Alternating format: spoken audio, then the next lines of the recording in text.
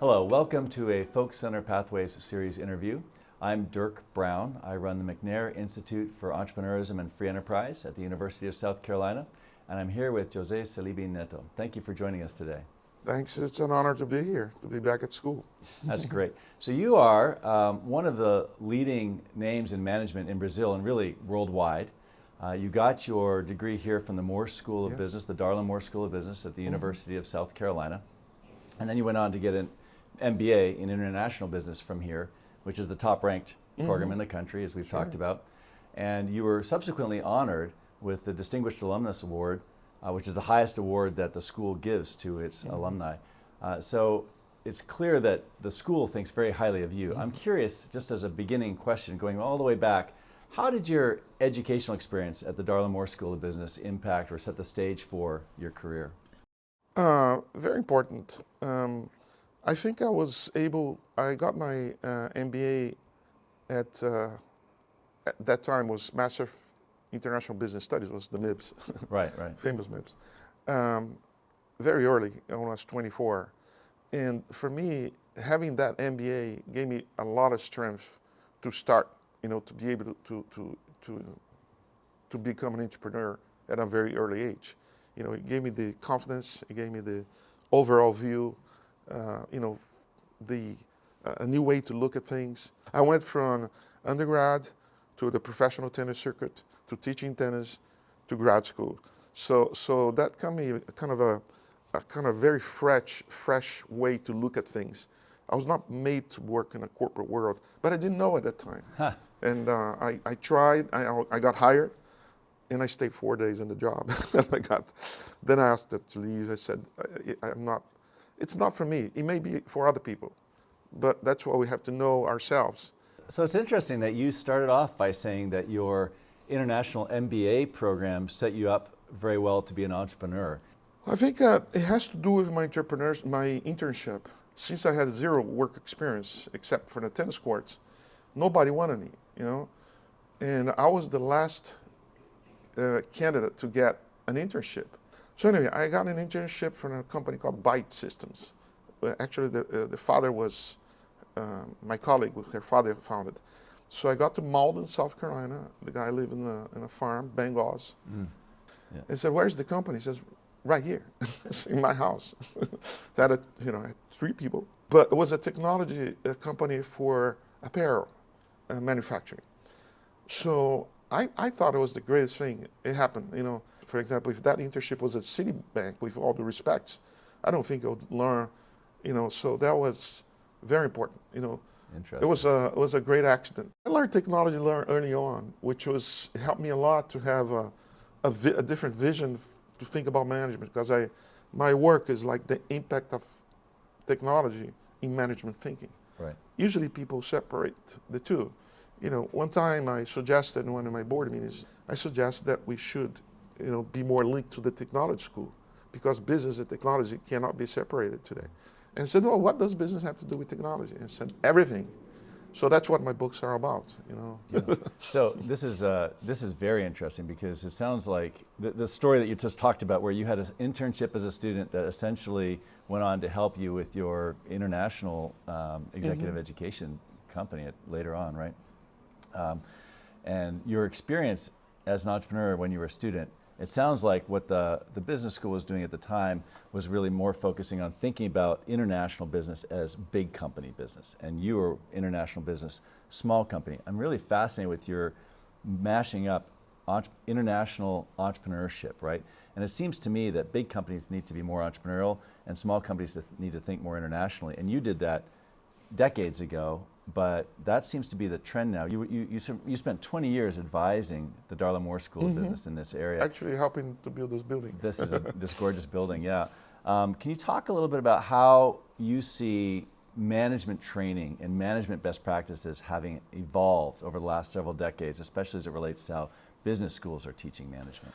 I think the digital era has provided us with tools to start business as never before. And the reason that business schools are built, especially the MBA, was to prepare executives to go, already set up company, That's the reason. That's how companies support business schools. So I think, and I still think it's important, but never we had so many possibilities to start a company. All you had to do is know some technology, have a sense for the market, get some partnerships, sell the idea, and you may have had a $100 million company. That was impossible when I was here. So that was. I think schools have to do, like, for example, this integration of the technology schools and the business school, it has to be done everywhere, not just in South Carolina. I heard a funny story we talked about offline. You received 2 letters from the Darla Moore School of Business in your career that sort of described what they thought of your career path. Can you talk a little bit about those 2 letters? Yeah, and actually, my initial dream when I came to MIBS was to become an executive of multinational companies, to be able to live in different countries. I remember this guy from Eli Lilly, the head of HR, came and says in his lecture to us, they come and sell their stuff so people work there. He says, we want to make sure that we retire in our company. And I look at this guy and says, I think you're looking at the wrong guy. I think you're looking at the wrong guy. I think life is too short to just do one thing, Yeah. Dr. Folks was very smart. He noticed that I had different thinkings. That's why he asked me to join the boards and shake up. So, talking about the letters, I got the job at Westvaco, was hired by the senior vice president in New York, and he said, I need somebody like you to shake up our guys, they're just too fixed. And so I said, that's great. And I had zero, almost, now I had some experience at this entrepreneur company, but the guy had a vision. So I said, but I want to stay here. I said, no, go to Brazil, stay there for a year, and then it will bring you back here. I said, well, that sounds good. So got there on the first day, and got my boss, and he looked at me, he says, sit down. I said, nobody ever told me to sit down like this, So it was the first word I got. And then I started getting all this environment, and I suddenly saw they were jealous that I was hired by the vice president in New York. And I said, this is not the right place for me. So if this is a career, I prefer go back and teach tennis than actually, work in a multinational company. So I was very happy that I made the decision very early. Some people, they make this decision like after 5 years. You're right. And they got really pissed off. So they complained here. This guy came here, we hired him in New York. After 4 days, he left. And when I went to ask my resignation, so I went to the to the president of the company in Valinhos, nice guy, the guy, I had talked to him in New York too. And I said, listen, I am leaving today. He said, no, you can't leave. He says, there's no way. No, your guys don't want me. No, tell me who they are. I'm going to fire them. He says, listen, I'm not made up for this environment. He says, I'll offer the double of your salary. I said, no. I said, there's no way I'm going to stay here. So then I go back to Brazil, and then I get a letter from the director of the program say I was an embarrassment for the program. No one's ever done that after 4 days. I should be ashamed of myself. And I'm just imagining me after 2 years in MIBS, had all these hopes. I got no job. I got no money. My father had died when I was 21.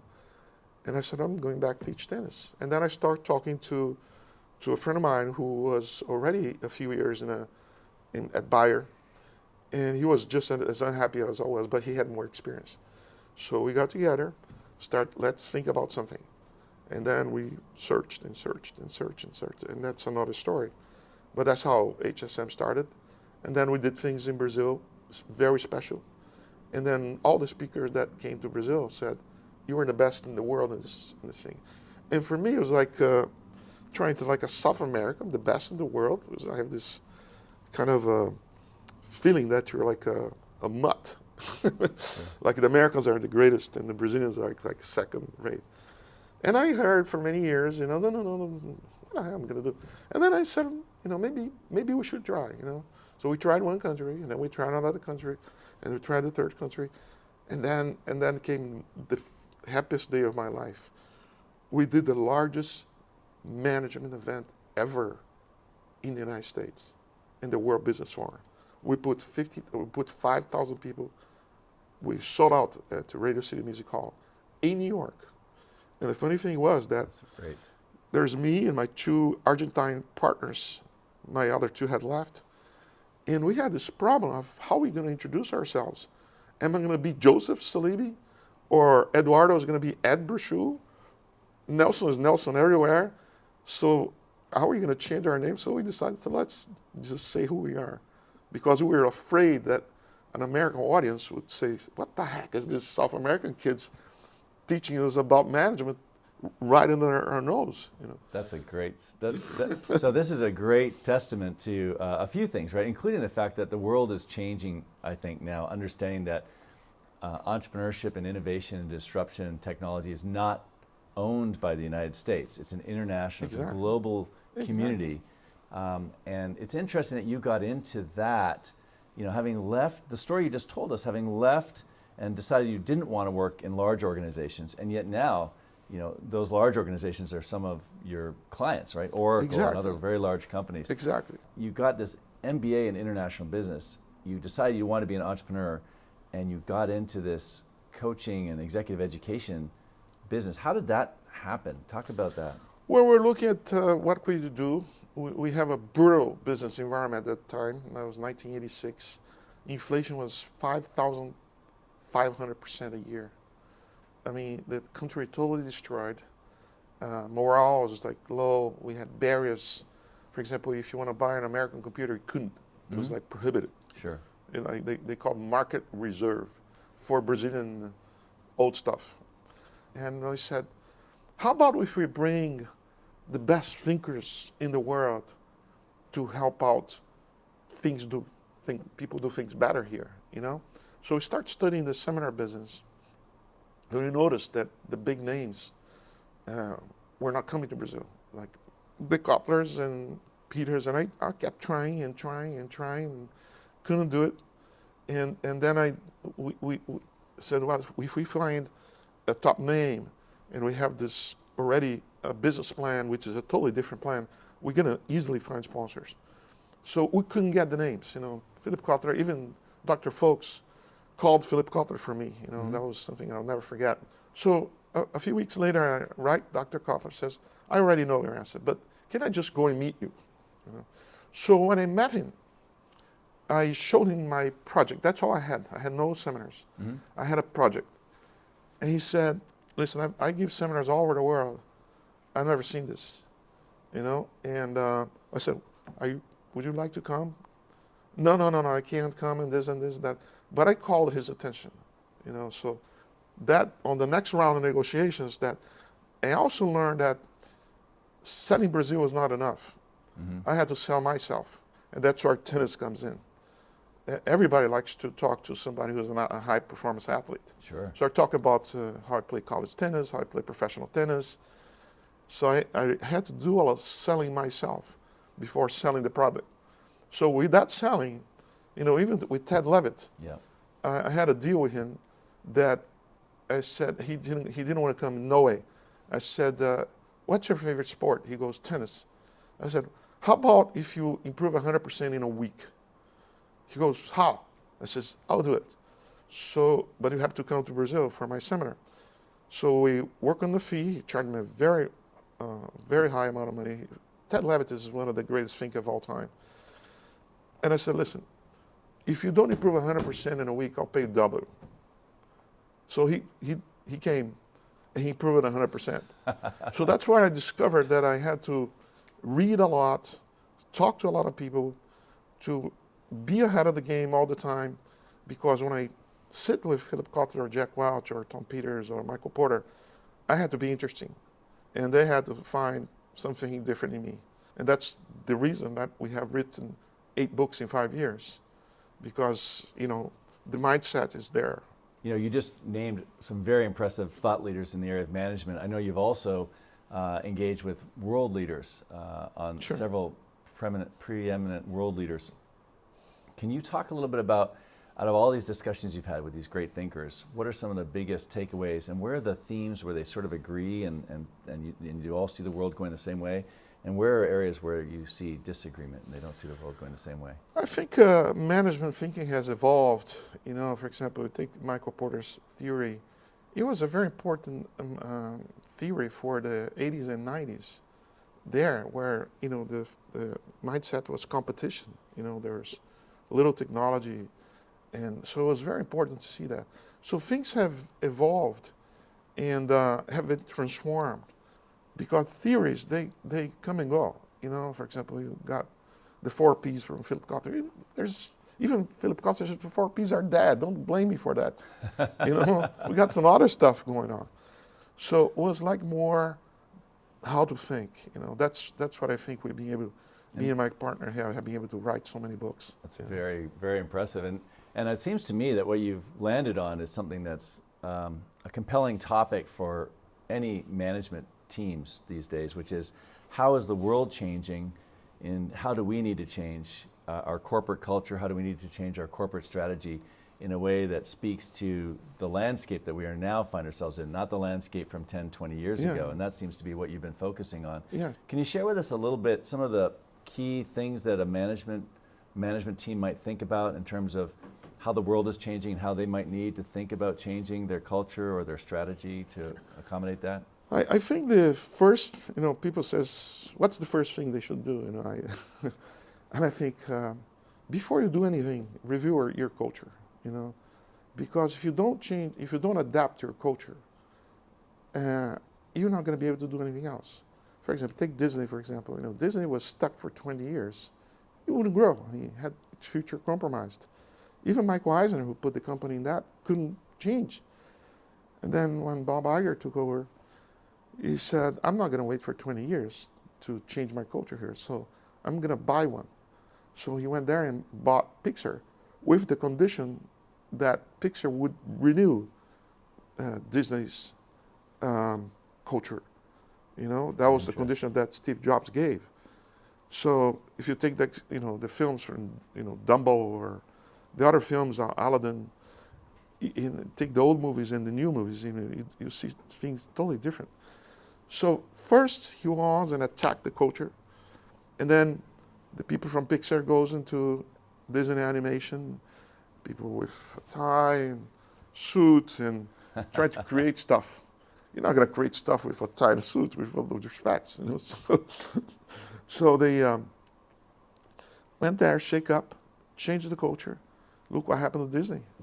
It's the largest entertainment company, not only parks, but everything. You know, the Disney Channel, the ESPN and Hulu's. So it's a culture is the first thing. And so that specific example you just gave us is really interesting. So what was the key cultural transformation that they made, or what are the key tenets for a culture that you think is successful in environments today? Well, we develop in our book a model says, you know, how do you start? So we came in a world, we divide strategy thinking in 3 different blocks. The operational block that came from the first industrial revolution to the end of the 1970s. We call, says, in 100 years, nothing changed about strategy. Then the 80s, globalization. That's where you know, the MIPS program exploded because people come and go from other countries, barriers of entry. And then the year 2000, which I put as a reference, technology has exploded. And we saw very different things happening, you know, the iPhone and the Bitcoin and Twitter and all those different things, you know. So now the elements of strategy is not like the bargaining power of the customer or the supplier or the threats, but it is customer insights, innovation constantly. You know, innovation was something that happened occasionally. Was innovation strategy are seeing 2 different things. They walk hand in hand today. The lives of products and services, they stay, you know, shorter all the time. So in the culture, talking about culture, we put the customer center. They'll put a culture of results. Without results, we don't have it. Put a culture of learning, and then with a huge purpose that kind of gets everything. That's fascinating to me, and what's interesting to me in this journey, your life journey that you've described to us a little bit, right, with the tennis and then the international MBA program at the Darla Moore School of Business, and then moving into start your company, executive education company, HSM, and then moving on to publish. All of this has been a remarkable journey of you transforming, helping to transform companies and people. In fact, I looked at your LinkedIn bio, and your tagline basically says, "I transform companies and people." So in your career, which is a lot of brilliant successes, right? What are the things that you're most proud of? But I'm more interested also in what are the things that you regret? What would you have done differently in your career? I would be more careful about hiring people that were not aligned with our culture.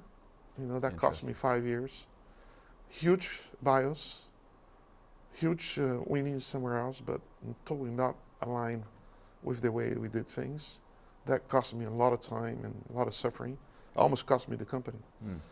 So I guess if I was to ask one piece of advice from you in all your wisdom over all these decades, that would be it. You would say to me, make sure you get your culture right. Exactly. Make sure that person can be a culture fit, but also can be a culture add.